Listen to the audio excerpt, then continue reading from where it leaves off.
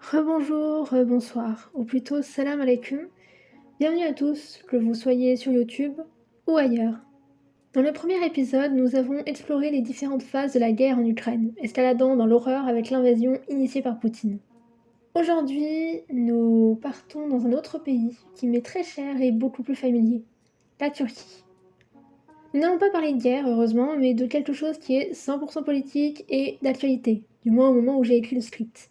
Soit les élections, parce qu'il y a beaucoup à dire. D'abord, je préfère le dire d'avance, je déteste tout le monde en politique. Alors évidemment, il y en a que je déteste plus que d'autres, l'AKP et le MHP étant en première place par exemple. Mais je n'ai aucune préférence. Pour moi, les politiciens sont tous les mêmes. Il n'y a pas de gauche en politique, juste différents degrés de droite.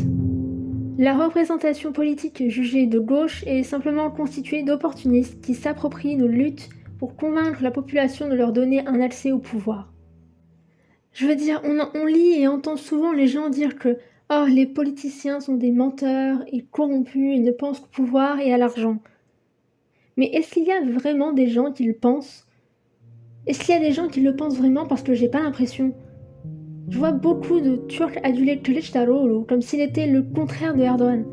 La seule différence qui le sépare de Erdogan en ce moment même, c'est qu'il n'est pas encore fait emprisonner des personnes pour insultes envers le président ou je ne sais quelle autre connerie.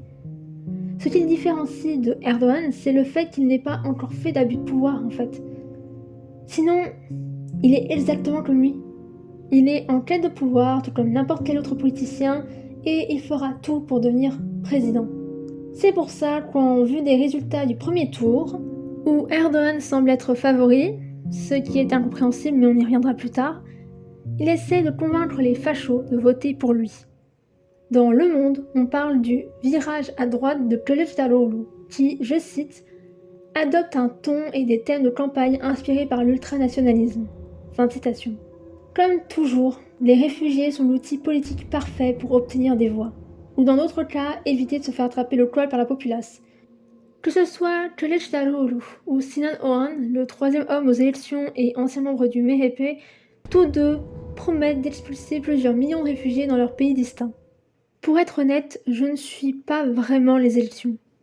Non pas parce que j'en ai rien à secouer de l'avenir de mon second pays, mais parce qu'en tant qu'anarchiste, je sais à quoi m'attendre et ce, peu importe le résultat.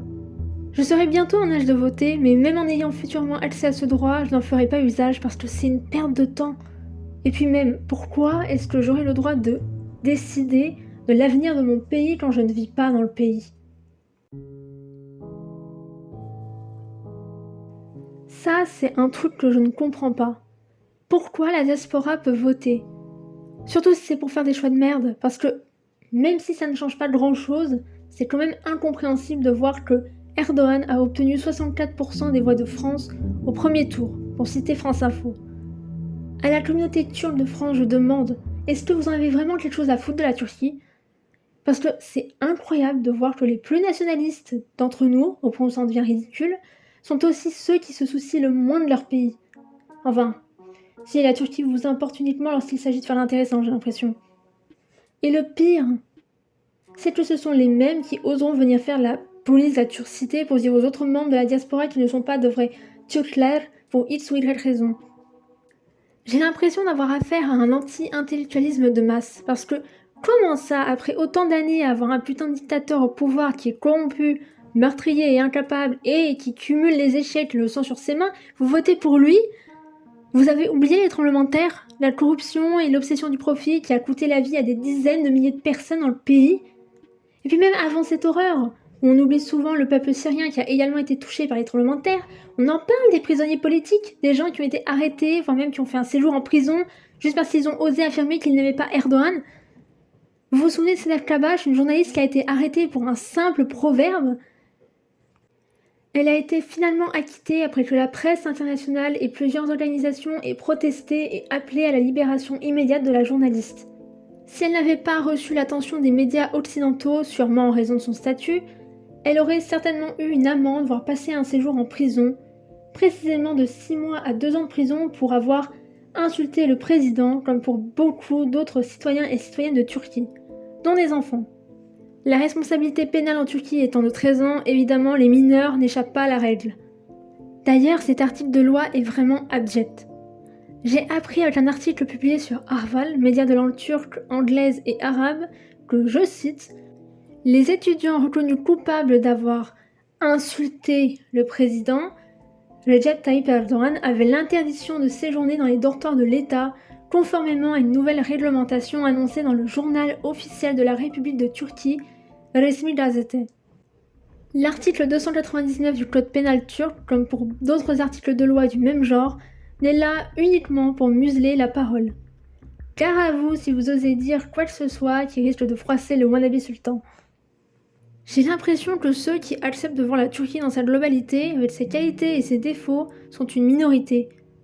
Tout le monde, surtout la diaspora, semble porter des lunettes roses en permanence lorsqu'il s'agit de regarder la Turquie. Personne ne veut reconnaître ses problèmes. Ni son sombre passé. Non, pour eux, la Turquie n'est que vacances dont dolma et toast.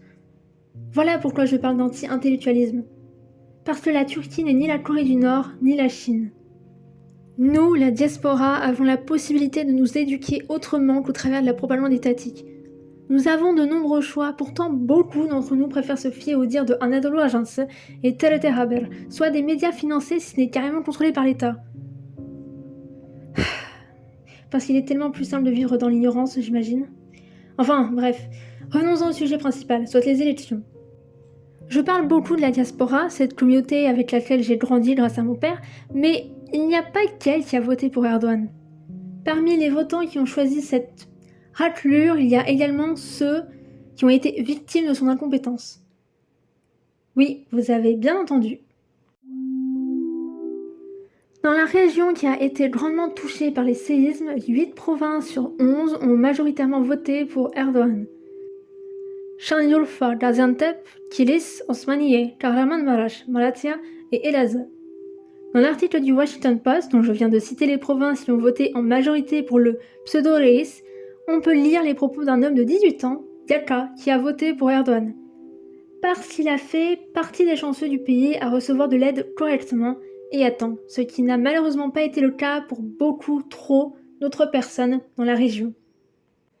Les secours, notamment l'AFAD, l'organisation de protection civile, ont pris énormément de temps pour venir en aide aux personnes touchées par les séismes.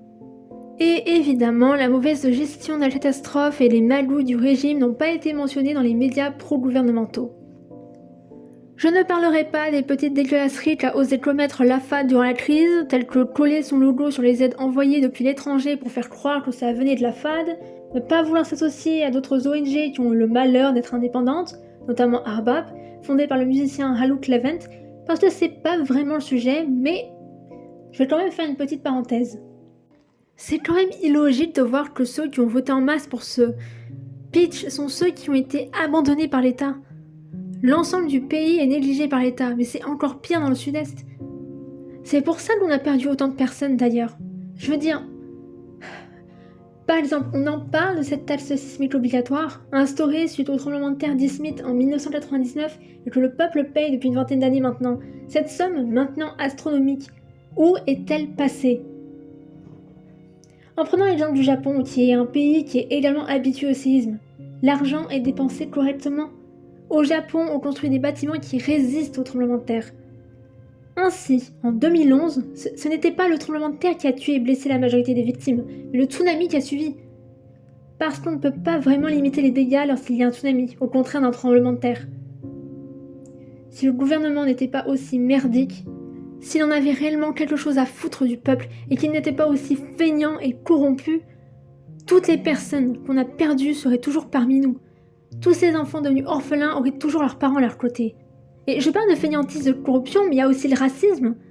Je veux dire, ce n'est pas anodin que la région la plus négligée du pays soit là où vit la majorité des Kurdes. C'est pas un hasard, c'est pas dû au hasard, c'est purement dû au racisme. C'est uniquement dû à ça. Vraiment, les gens au pays, je peux le comprendre, même si la pilule reste difficile à avaler, mais la diaspora, votez pour ce connard. Si vous faites partie de la diaspora et que vous décidez de voter pour que l'AKP reste au pouvoir, vous êtes des sots, des imbéciles, et je vous méprise énormément. Bon, sinon, le choix d'Iyaka de voter pour Erdogan, eh bien, il n'est pas si surprenant que ça, selon certaines études.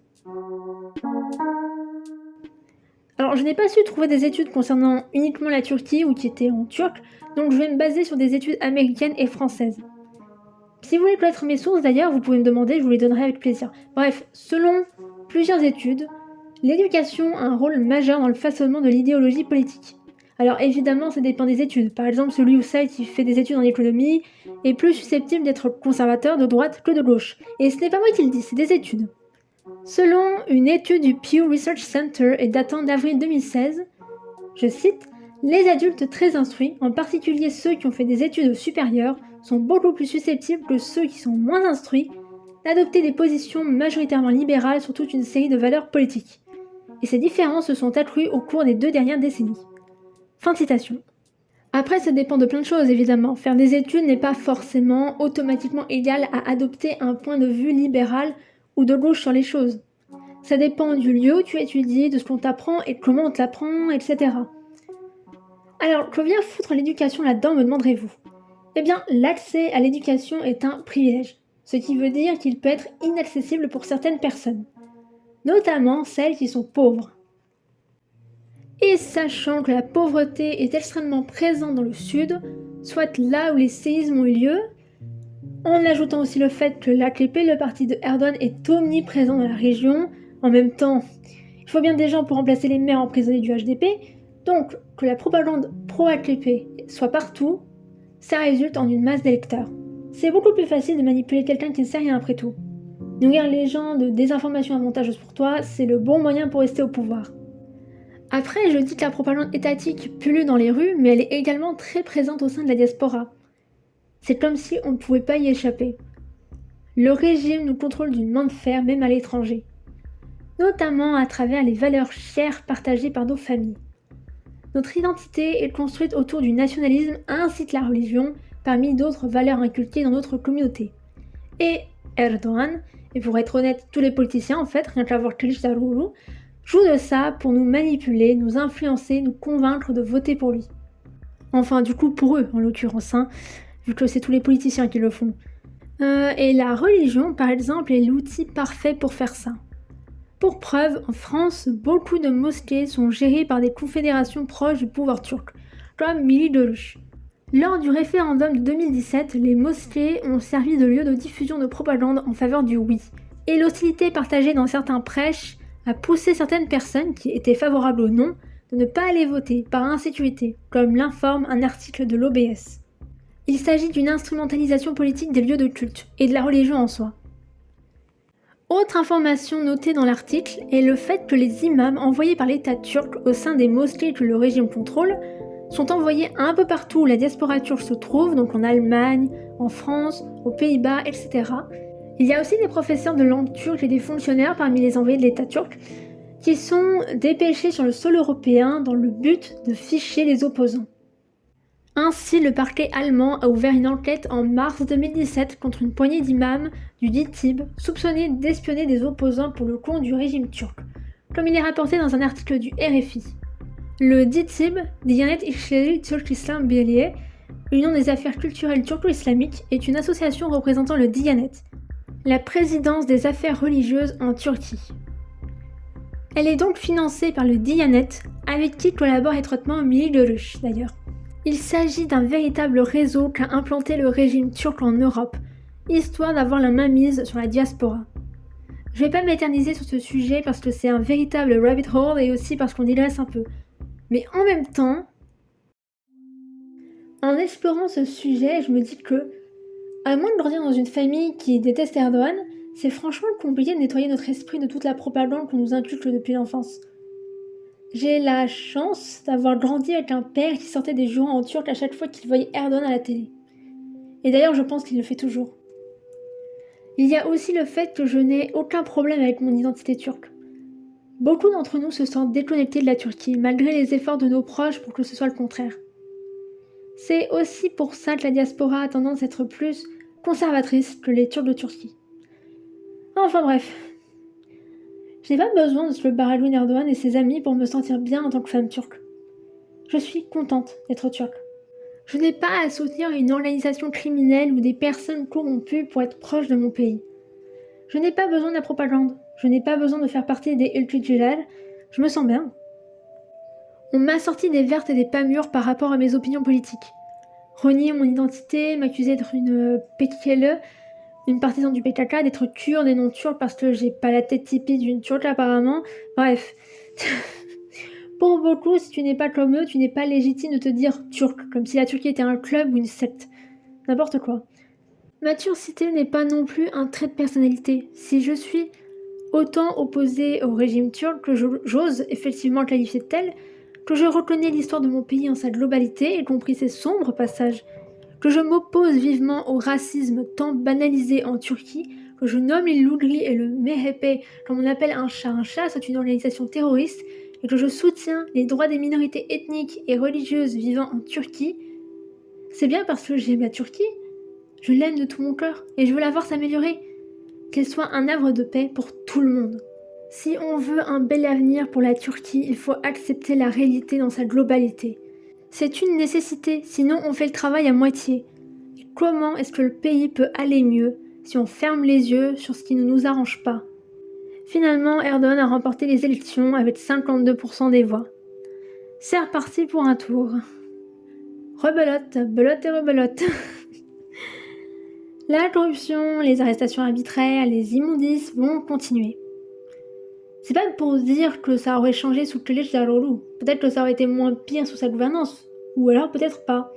On ne sait pas. Une chose qu'on peut dire avec certitude, c'est qu'au moins avec Erdogan, on sait à quoi s'attendre. Soit que du mauvais, que du pourri, que du faux. C'est la fin de cet épisode, qui je pense va être un peu plus court que le premier. Si vous êtes encore là, merci beaucoup d'avoir suivi ce deuxième épisode en entier. J'espère qu'il vous aura intéressé. Vous pouvez me suivre ailleurs que sur la plateforme sur laquelle se trouve ce podcast. Le lien de mon Linktree est en description. Prenez soin de vous et on se dit à très bientôt. Hoşça kal.